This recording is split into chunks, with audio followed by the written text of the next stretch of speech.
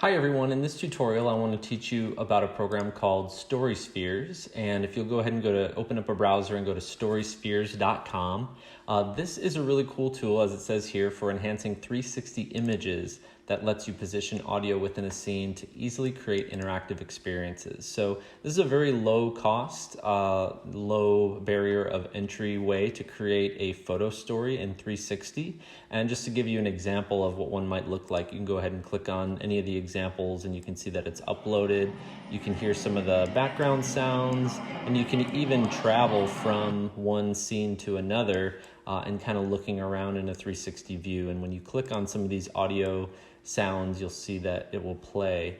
And so you can also embed this within a website, and they're very shareable. So very good tool. And I'm going to go ahead and click here to create your story sphere. And I'm going to go ahead and give it a title, and you can give it a title of whatever you'd want to give it here. I'm just going to say nature, because I took a picture out in nature. My backyard during quarantine. And I'm going to go ahead and press I accept, and then go ahead and say next.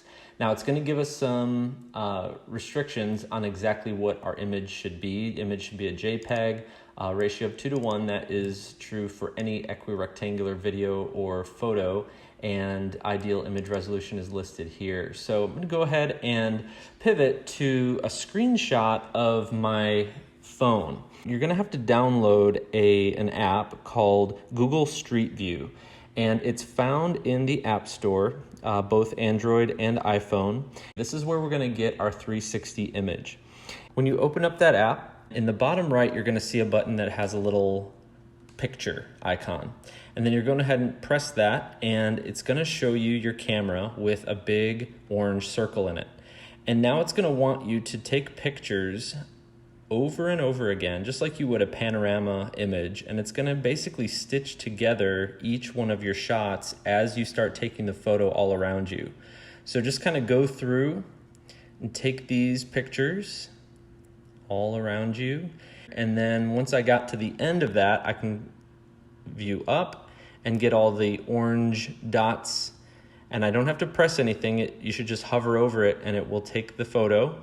And you'll see as you take these photos, there's a little orange check box in the bottom of your screen, and it's slowly getting filled up. And so you have to get every orange dot. It's kind of like a game, really.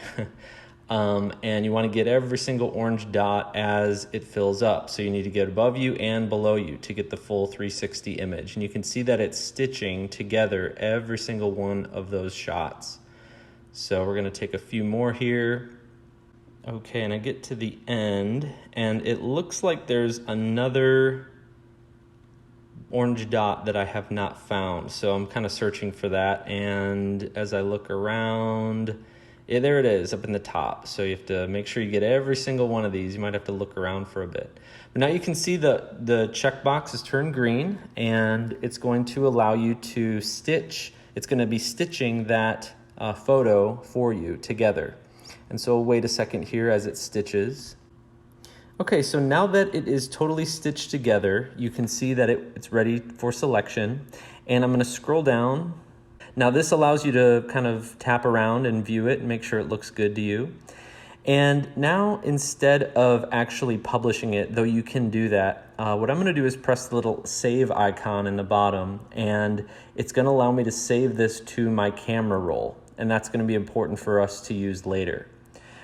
So now that I have it here in my camera roll, I can send it, airdrop it to my computer. Okay, I can click here to upload 360 image, and I have it here in my downloads folder. I'm gonna go ahead and press open, and it has uploaded now to the StorySpheres application here. Now, if your stitch didn't come out as good as you want, of course you could always go back and redo this, but it should look pretty good at this point.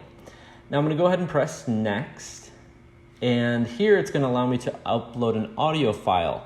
If you record it on your iPhone, it's going to turn it into an M4A, and you have to do some audio converting to make it into an MP3 because that's the format that it needs. Now, to edit your audio, you can do that in iMovie, which I have my students do, and then they can export it just by going to File, Share, file, and then they can choose just audio, and they can export their audio narration, whatever they want to say about that scene, into an MP3 from there.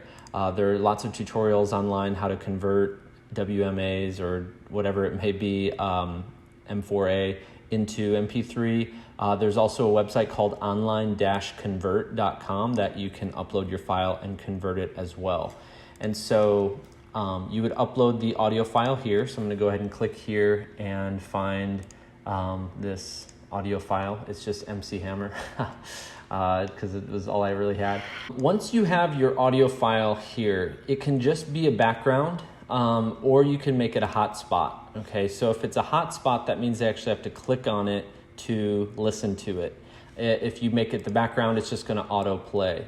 And what's cool about this is it is spatial, and so as they turn over here, they'll stop hearing it if it's a background, and then if they come back here, they will hear it more as they look at it. So that's one kind of neat thing. And you can change that horizontal angle, the vertical angle on where exactly it's placed, and then how deep it goes could be an interesting way to place this thing if you wanted it to be kind of birds chirping in the background and wanted to make it kind of small. You could kind of put it in a tree in the way back. If it was more about narration about this area, you can make it larger. So it's up to you how many audio pieces you have and what they exactly are. I'm gonna go ahead and click next once I've added my audio. And now it's pretty much done. Now, what you can also do is create other story spheres. So if I wanted to make a multiple scene photo story and I went down the trail a little bit and took another shot, I could create another story sphere and publish it, and that's where I could link my story sphere from here. Since I haven't created any, I'm not going to do that, but I recommend if you want to do something like that, you sure can. So basically, this is my first story sphere, and there's nothing to link to, and so I'm just going to go ahead and press save. And now it's ready. I can preview it right here, and it's going to be right here in my little window. And then if I want to play my audio, I would just click there. And now I'm going to go ahead and go back. And you can also embed them within a website. I can go down here and press embed sphere. And it's going to allow you to give a responsive iframe that it will take, and you can put that into a website if you want to put it anywhere. So that's a really great feature as well. You could also, what I have my students do is I share it to Facebook. We share it to our Facebook group, but you can obviously send it to Twitter or Google Plus as well. So anyway, just a really cool little fun activity for people who are just trying to get into 360 video and 360 photo storytelling.